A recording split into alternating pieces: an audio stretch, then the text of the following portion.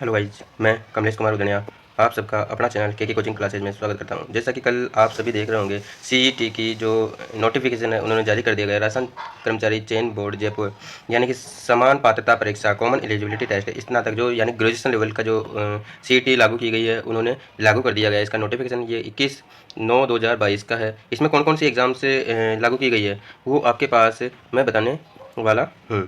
तो जैसा कि आप सभी देख रहे होंगे इसमें दे रखा है आपके पास, एक तो दे रखा है राजस्थान होमगार्ड अधीनस्थ सेवा और राजस्थान अभियांत्रिकी अधीनस्थ सिंचाई सेवा, जिसमें जिलेदार और पटवारी को भी इसमें शामिल किया गया है। राजस्थान अधीनस्थ लेखा सेवा कनिष्ठ लेखाकार यानी कि जूनियर अकाउंटेंट की जो वैकेंसी है उसको इसमें शामिल किया गया है। राजस्थान राजस्व लेखा अधीनस्थ सेवा तहसील राजस्व लेखाकार। राजस्थान महिला अधिकारिता अधीनस्थ सेवा महिला पर्यवेक्षक। राजस्थान कारागार अधीनस्थ सेवा उप जेलर। राजस्थान समाज कल्याण अधीनस्थ सेवा छात्रावास अधीक्षक ग्रेड सेकंड। ये सभी एग्ज़ाम हैं जो 8-10 एग्ज़ाम हैं, इन सभी को इसमें शामिल किया गया है। तो समान पात्रता स्नातक के संबंध में सामान्य दिशा निर्देश दिया गया है, जो मैं आपके पास ऊपर से जो मेन इसका नोटिफिकेशन है यानी ऑनलाइन आवेदन प्रक्रिया यानी बोर्ड द्वारा ऑनलाइन एप्लीकेशन फॉर्म निर्धारित ई मित्र कार्य को जन सुविधा केंद्र के माध्यम से भरा जा सकता है। ऑनलाइन आवेदन पत्र भरने से पूर्व सर्वप्रथम अभ्यर्थी विस्तृत विज्ञापन एवं संबंधित राजस्थान अधीनस्थ एवं लिपिक वर्गीय सेवा समान पात्रता परीक्षा नियम 2022 का अध्ययन आवश्यक रूप से कर ले। यानी कि इसका मतलब ये है कि जो भी आप फॉर्म भरोगे उससे पहले आप जो नोटिफिकेशन है उसको अच्छी तरह से पढ़ ले, जिससे कि आपका, क्योंकि ये साल का एक ही एग्जाम लगेगा और उसमें भी आप अगर गलती कर देते हो तो इसके लिए आपको बहुत बड़ा नुकसान उठाना पड़ सकता है। ऑनलाइन भरोगे तो इसमें SSO ID से फॉर्म भर सकते हो। वन टाइम रजिस्टर्ड यानी वन टाइम इसका रजिस्टर्ड होगा, प्रथम बार वन टाइम रजिस्टर्ड होगा। यदि यदि अभ्यर्थी के आधार कार्ड में तो यानी कि इसका जो अपन कुछ भी OTR यानी कि वन टाइम रजिस्ट्रेशन करते हैं तो इसे SSO ID से कर सकते हैं, जन आधार कार्ड से कर सकते हैं, या फिर अपन पूरी डिटेल डाल के उसका रजिस्ट्रेशन कर सकते हैं। तो इसमें आप गलती ना करें, अच्छे से देख के और अच्छे से, अगर आधार कार्ड में कुछ भी गलती है तो आधार कार्ड ना लगाए, जन आधार कार्ड से इसका रजिस्ट्रेशन कर सकते हैं। और इसमें दे रखा है अभ्यर्थी परीक्षा शुल्क जमा करवाने हेतु अन्य किसी पोर्टल अथवा सुविधा का उपयोग नहीं करें।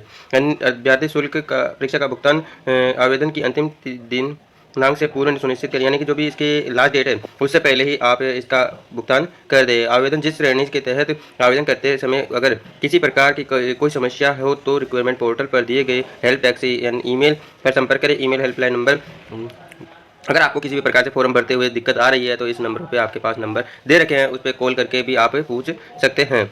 इसके बाद दे रखा है आवेदन परीक्षा शुल्क यानी कि कौन सी कैटेगरी में कितने की छूट दी गई है, क्या फीस आपकी रहने वाली है।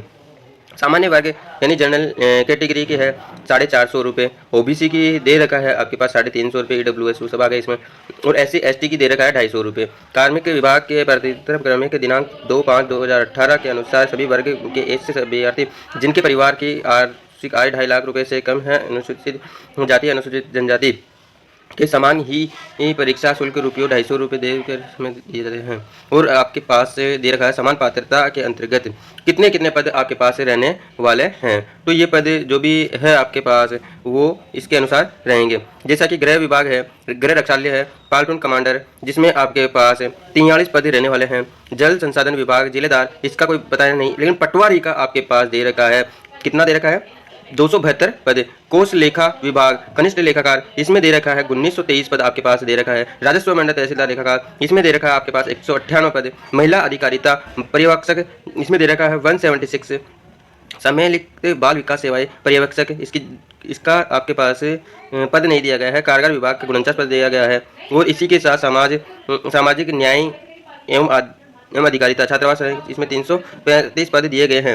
यानी कि इसके जो पद दिया गया है वो आपको एक प्रकार से सही रूप से बताया गया, लेकिन इसमें यह भी बताया गया है कि इन पदों में बढ़ोतरी या कमी भी की जा सकती है। लेकिन कमी तो क्या है, क्योंकि इसमें अपने पास 3-4 हज़ार पद है, और जबकि आपके पास 1923 पद दे रखे हैं। लेखाकार में, पटवारी में भी 2000 के आसपास पद है, जबकि 272 पद दे रखे हैं। तो यानी कि इसमें पद बढ़ने की तो पूरी संभावना आपको दिख रही है। समान पात्रता परीक्षा के संबंध में विशेष निर्देशक जो आपको अनुसूचित जनजाति के लिए क्या कौन सा सर्टिफिकेट लगाना चाहिए, क्या रहने वाला है। इसके बाद अपन बात करते हैं कि पात्रता एवं शैक्षणिक योग्यता जो आपके पास है, इसमें योग्यता रहने वाली है, क्या क्या आपके पास रहने वाली है। जैसे महिला अधिकारिता पर्यवेक्षक 18 से 40 वर्ष, भारत की विधि द्वारा स्थापित किसी विश्वविद्यालय से स्नातक यानी कि कोई सी भी यूनिवर्सिटी है उससे आपकी ग्रेजुएशन होनी चाहिए। जल संसाधन विभाग, इसमें पटवारी की है जो 18 से 40 वर्ष आपकी एज दी गई है। आवेदन विधि द्वारा स्थापित यानी कोई सी भी ऐसी डिग्री हो जिसमें आपके पास स्नातक यानी ग्रेजुएशन हो रखा हो। और इसमें RSCIT भी एक लागू किया की गई है। डिप्लोमा कोई सा भी कंप्यूटर का डिप्लोमा है वो आपके पास लागू किया गया है। जल संसाधन विभाग जेलादार, इसमें 18 से 40 वर्ष तक की आपकी एज दी गई है।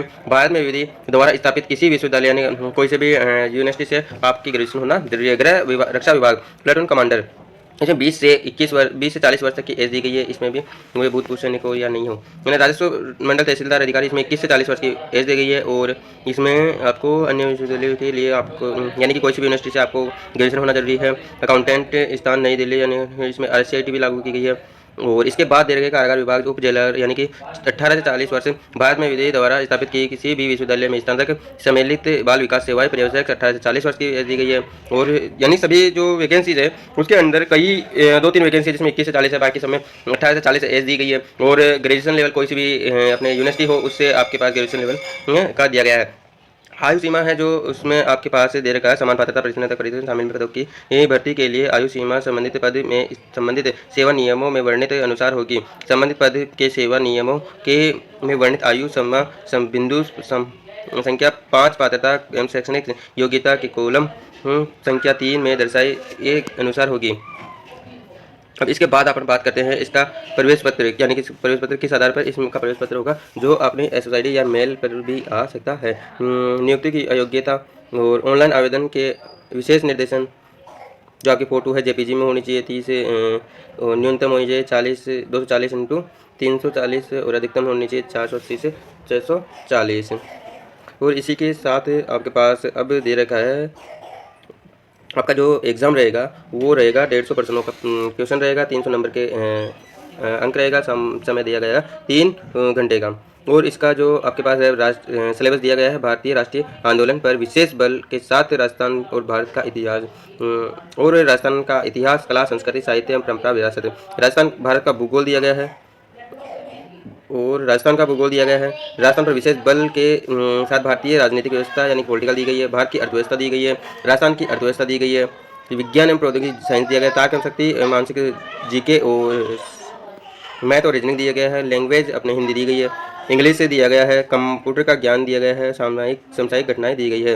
बोर्ड की वेबसाइट पर इसमें का जो आपका है नोटिफिकेशन किया गया है, ये नोटिफिकेशन हरिप्रसाद शर्मा द्वारा अध्यक्ष है जो इनके द्वारा जारी किया गया है। और ऐसे ही लेटेस्ट अपडेट पाने के लिए आपके कोडिंग क्लासेज को चैनल को सब्सक्राइब कीजिए और आपका जो ये सिलेबस है एक अच्छे तरह से और पूर्ण व्यवस्थित तरीके से आपके पास अगले वीडियो में प्राप्त होने वाला है। Okay, thank you. अगर सब्सक्राइब नहीं किया तो सब्सक्राइब करें। Okay, bye.